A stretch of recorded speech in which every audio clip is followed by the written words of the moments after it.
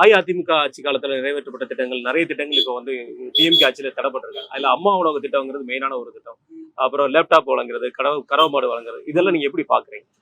அதெல்லாம் பரவாயில்லன்னு தோணுது. இதோட அவங்க பரவாயில்ல, அவங்களே இருந்து போயிடலாமோ அப்படின்னு தோணுது.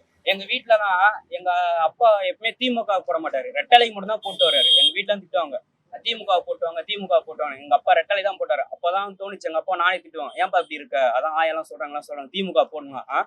எனக்கு என்னதான் இருந்தாலும் ரெட்டால் தான் முக்கியம்னு அவரு. ஆனா அவரு அப்ப செஞ்சும்போது நல்லது இப்பன்னு தோணுது எனக்கு. ஆனா இந்த இதுவுமே ஒண்ணும் இல்லைங்க, விடியல் ஆச்சுலாம் ஒண்ணும் கிடையாது, ஒண்ணுமே கிடையாது. சும்மா பேருக்கு தான் எல்லாம் போட்டு பேனரு அங்கங்க கட் அவுட்டு. ஆனா ஒண்ணுமே கிடையாது எங்க தெரிஞ்சாலும்.